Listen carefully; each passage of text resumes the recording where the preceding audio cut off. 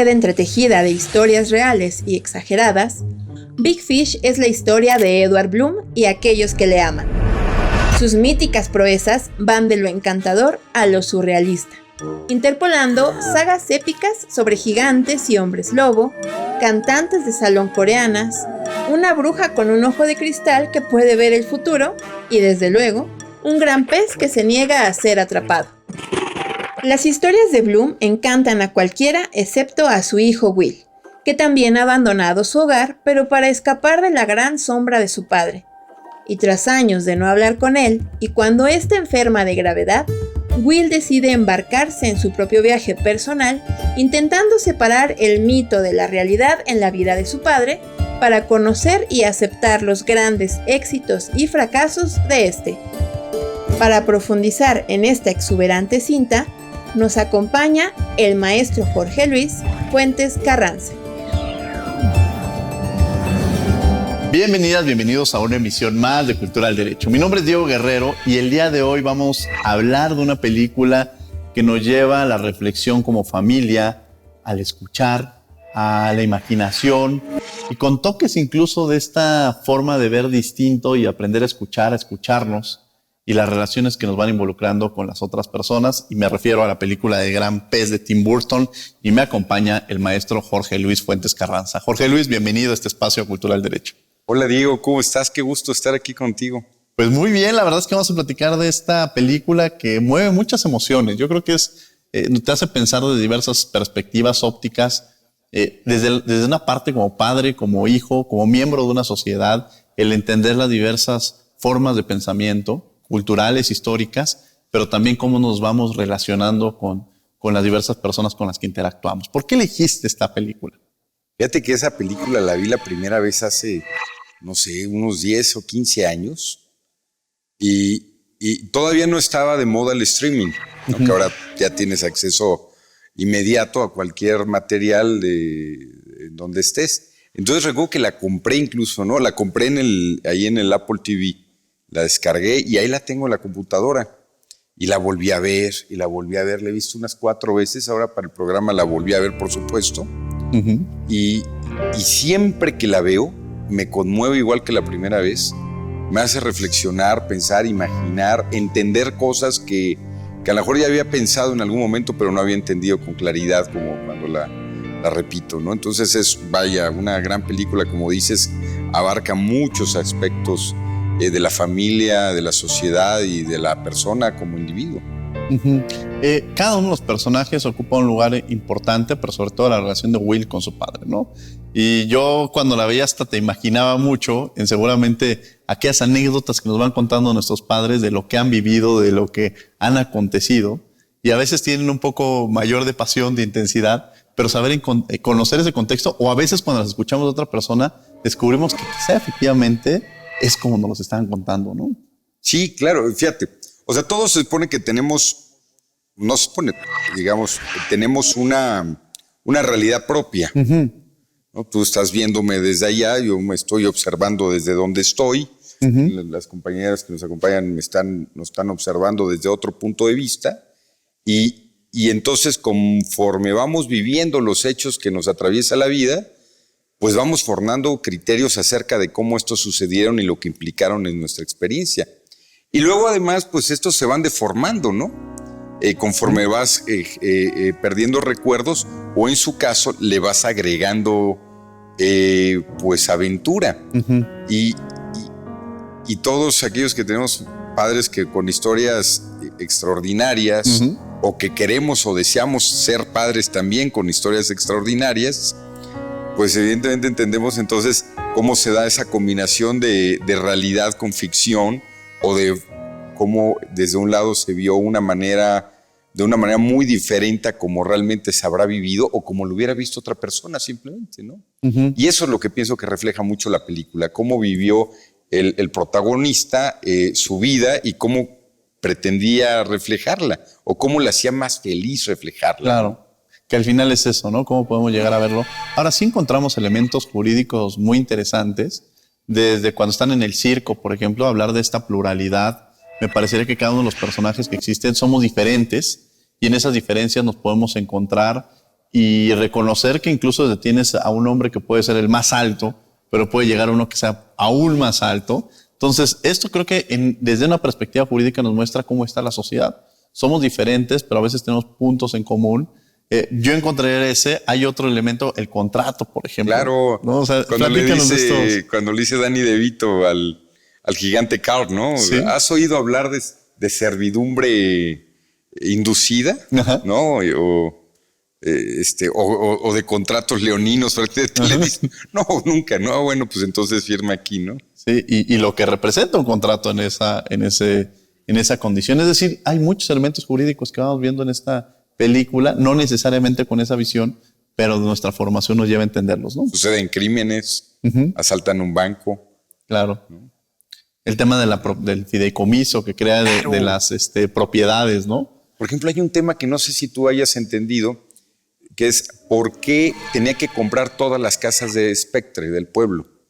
Ves que llega con la última habitante que aún no la vendió su casa, que es este personaje que hace muchos personajes dentro de la propia película, que es la esposa de Tim Burton, la actriz en la vida real, ¿no?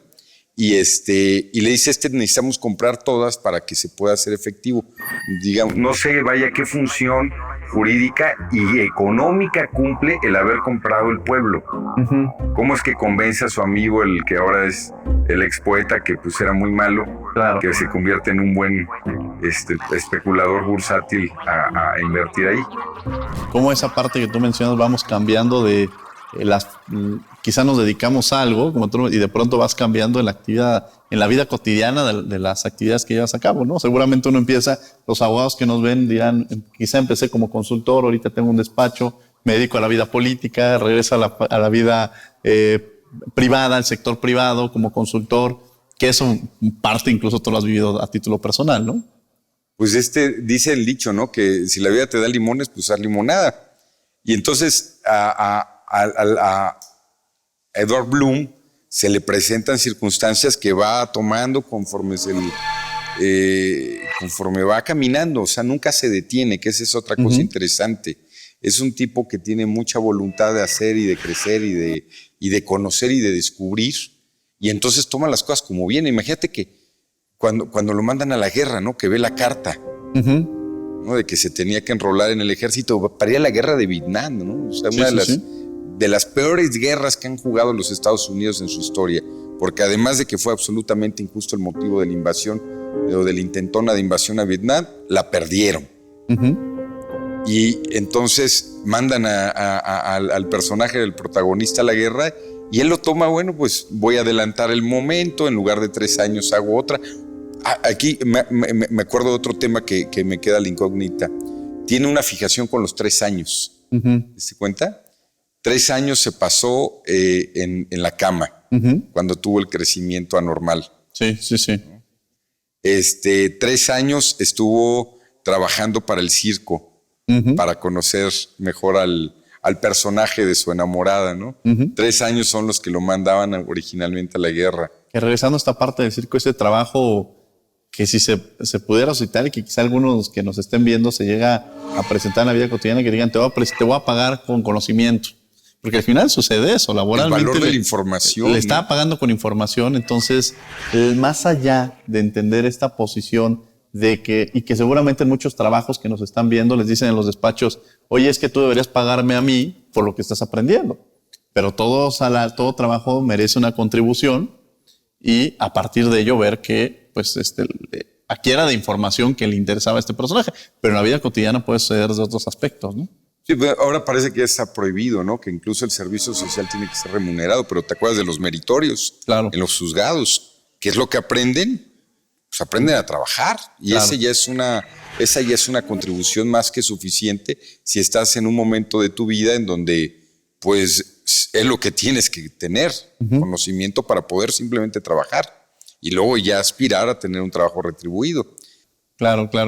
Y este contexto nos permite entender mucho esta película y relacionarla incluso con esta parte de la diversidad que existe, con los contratos, qué tanta legalidad puede tener un contrato y la responsabilidad que existe, el tema incluso de los fideicomisos, como ya lo decíamos, sobre todo la parte laboral. Como podemos ver esta película indirectamente, porque no es el objetivo de la misma, el cine no nos lleva en ese sentido, pero siempre con esta perspectiva jurídica nos lleva a encontrar estos elementos. Vamos a tener que ir a un corte, no se vayan, estamos en Cultura del Derecho.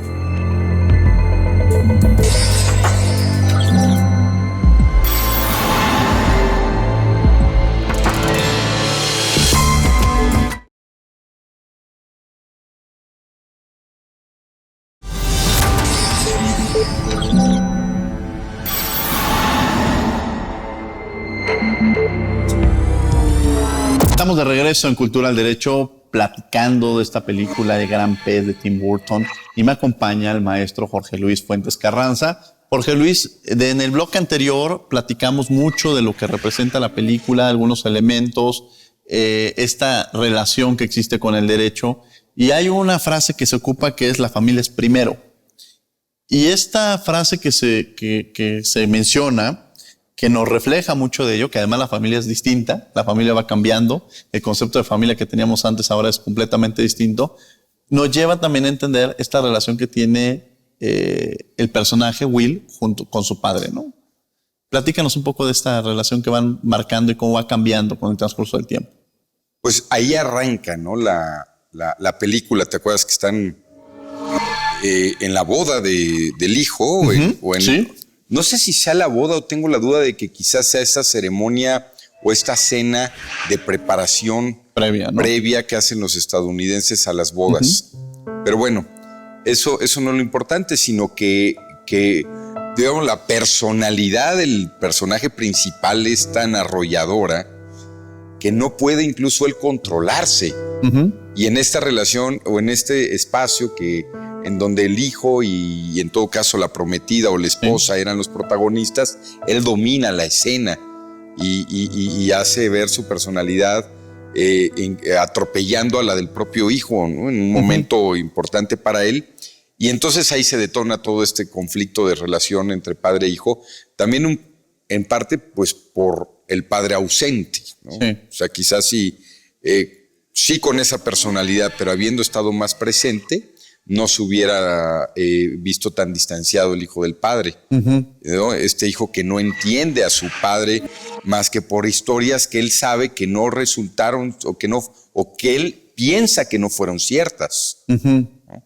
Porque una cosa es que hayan sido, digamos, adornadas, claro, con un montón de elementos que sin duda no pudieron haber sido verdad, pero otra es que la historia como tal tampoco haya existido, como él pensaba. Claro. Ahora, en estos diálogos que tiene Edward con Will, en el que le dice, ¿por qué no me cuentas las historias reales? ¿Por qué no me cuentas cómo es? Y él le dice, ¿por qué no aceptas las historias que que son reales? En esta forma de reconocer a las personas en las diferencias que tenemos y no querer cambiarlos, ¿no? O sea, claro. creo que ese es uno de los mensajes, que es acepta a tu padre como es, aprende a escucharlo, llamarlo y viceversa, ¿no? Entender que esa es la forma en la que él cuenta, incluso cuando llega con el doctor y le dice la historia de cómo nació.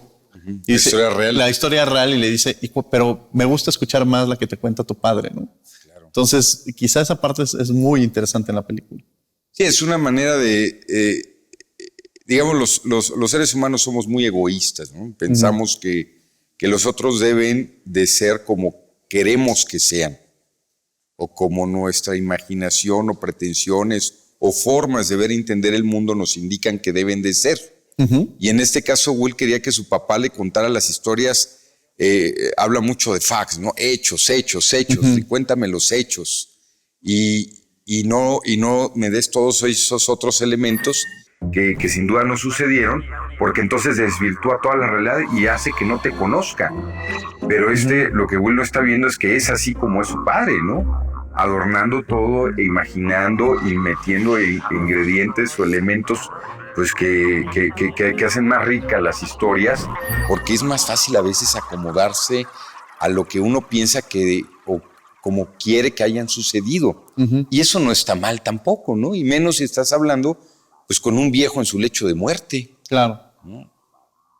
Sí, no me atrevería a adelantar en la película, pero parte de ello es llevarlo incluso a aprenderlo y escucharlo. Y muchas veces queremos que nos cuenten las cosas, que nos amen como nosotros queremos, que las personas interactúen como nosotros lo hacemos, pero todos somos un mundo distinto y cada persona interactuamos de manera de acuerdo a nuestra formación, pero también a nuestras vivencias, ¿no? Sí, claro, no sé si a ti te haya pasado, a mí me ha pasado sobre todo en los últimos años ese proceso de entender, de empatizar con los otros, pero por ejemplo en ese caso concreto empatizar con tu papá. O sea, entenderlo como es, de acuerdo a sus circunstancias, sus modos, su vida, su presente y el futuro que espera, quién eres tú en la relación de su vida, etcétera. Es difícil, es complicado, pero pues es un asunto que también como hijos tenemos que trabajar. Sí, ahorita que platicabas, indudablemente siempre me llega a la mente pues cómo se conocen tus padres, ¿no? O sea, es un libro, realmente, una historia de estas formas en las cuales habla mucho de quién eres también tú, pero seguramente cuando te lo contó pues es una historia romántica a la vez, pero que habla también de los movimientos que se gestaron en el México del 68 y de cómo era una sociedad distinta a la que ahorita tenemos, pero ahora como padre pues lo entiendes o lo vives de otra manera, ¿no? Cambiar estos roles de cuando uno es hijo a cuando uno se vuelve padre, ¿no? Claro, y seguramente a ti te pasó, cuando te conviertes en padre vuelves a ver todo. Por ejemplo, a mí me gustaría mucho contarle a Jorge Andrés, ya de vez en cuando lo hago, porque además Jorge Andrés tiene una imaginación impresionante, como la mayoría de los niños, no es que todos. Y entonces, por ejemplo, el otro día estábamos en un restaurante y me dice, le voy a avisar a las personas que hay un T-Rex en la ciudad. Y entonces empieza a gritar en el restaurante, hay un T-Rex en la ciudad. Y luego los otros comensales dicen, gracias por avisarnos, ¿no? Pero en su imaginación está sucediendo. Entonces tienes a tu alcance a una mente que está dispuesta a aceptar cualquier hecho, acto fantástico que tú le cuentes como real. Como dice el propio Will que le pasó a él, que él escuchaba las historias de su papá como si hubieran sido reales. Y entonces ahora yo imagino que le voy a contar a Jorge Andrés las historias de mis papás o la historia de mi papá que tú comentabas ahorita y pues le voy a poder agregar todo lo que se me ocurra para hacerla todavía más fantástica de lo que ya fue. Claro, esa parte de la imaginación que no hay que perderla, y al contrario, hay que nutrirla y fomentarla. Vamos a tener que ir a un corte, no se vayan, estamos en Cultura al Derecho.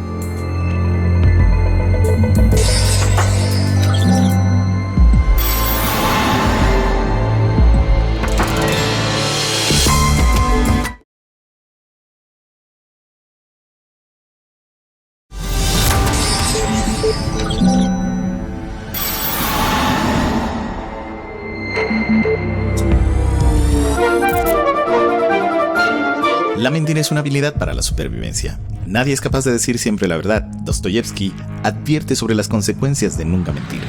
Socialmente es inaceptable una persona que dice siempre la verdad. Incluso resulta hasta peligroso, como se puede apreciar en un filme protagonizado por Jim Carrey, Mentiroso, Mentiroso.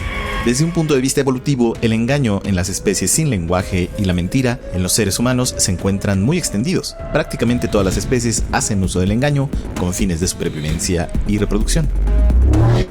En relación con el hombre, la mentira tiene una función primordial en cuanto a cohesión social, el saludo de compromiso, la alabanza vacía, etc. En términos neurofisiológicos, la mentira implica la suficiente inteligencia para conceptualizar los estados mentales propios y de los demás. Involucra un mecanismo muy complejo, por eso mentir puede relacionarse con la inteligencia del individuo e incluso con su capacidad de socialización. El aspecto más interesante en el acto de mentir es nuestra capacidad de mentirnos a nosotros mismos. Las personas que son capaces de autoengañarse, que pueden de alguna manera modificar su interpretación de la realidad, son, en términos generales, personas más estables emocionalmente. Su contraparte, las personas que observan la realidad tal cual es, son individuos con más tendencia a la depresión en general, son menos sociales y más fatalistas. Esta capacidad para percibir de una forma más amable la realidad es el fundamento para argumentar que la mentira es benéfica y aligera muchas de las tensiones a las que a diario nos enfrentamos. Por ejemplo, enfrentar nuestra propia muerte, que es, sin duda, una de las mayores tensiones de nuestras vidas.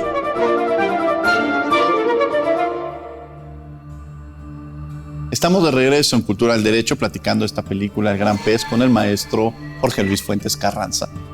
Ya hemos dialogado un poco sobre algunas cosas que nos va llevando a la película de forma personal, profesional.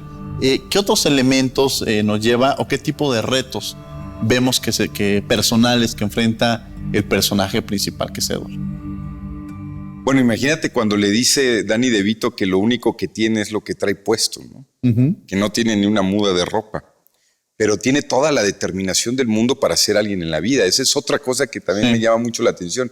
Él es de un pueblito que se llama Aston, en el cual ya hizo absolutamente todo. Y eso nos hace brincar a otro tema rápidamente, ¿no? Que es cuando está incapacitado en cama, que observa cómo hay peces que si están en un lugar estrecho no crecen, pero que si tienen la libertad suficiente pueden hasta triplicar su tamaño.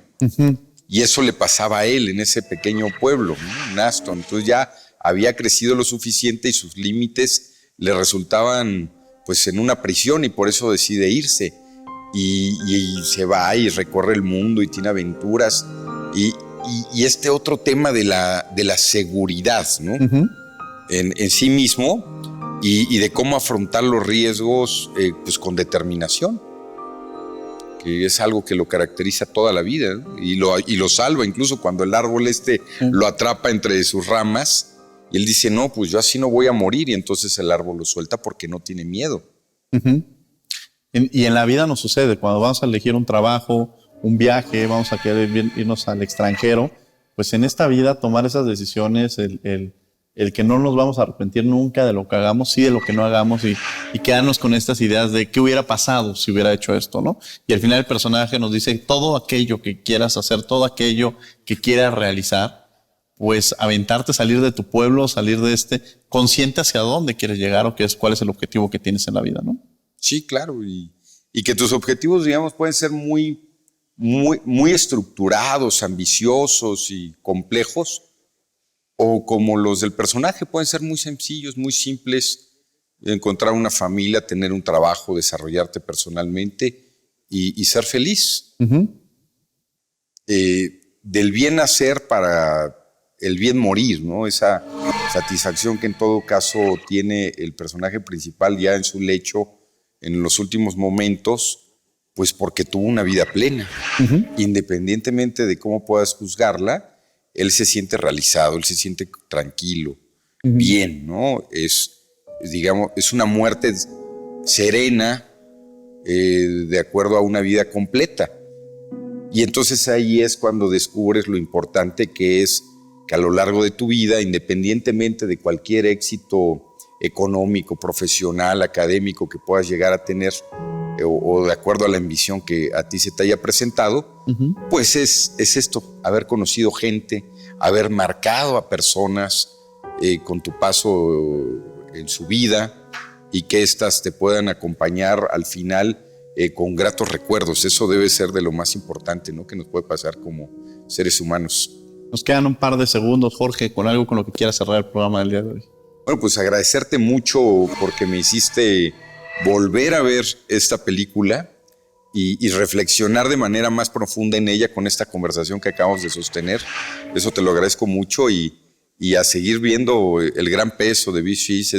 Es un peliculón. La verdad es que seguramente se convertirá en un clásico del cine y de la cultura pop, sobre todo de los Estados Unidos, pero pues de todo Occidente. Sí, sin lugar a dudas, esta película nos deja muchas reflexiones de nuestra vida profesional, nuestra vida personal, el papel de la familia, el papel cuando uno es hijo, pero también cuando uno se vuelve padre, y las formas distintas, las ópticas distintas que uno puede tener en la vida cotidiana y en la realidad. Jorge, muchas gracias por haber estado con nosotros el día de hoy. Gracias a ti, Diego. Es un gustazo estar aquí en donde estudiamos, en donde ahora también, bueno, yo imparto clases, y tú, además de impartirlas, trabajas y te realizas académicamente. Muchas gracias. Felicidades, Diego. Gracias, Jorge Luis Fuentes, por haber estado con nosotros.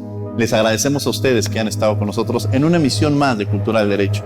Los martes estamos en Radio UNAM, en 96.1 FM, a las 4 de la tarde en Derecho a Debate. Por lo pronto, que tengan buen día.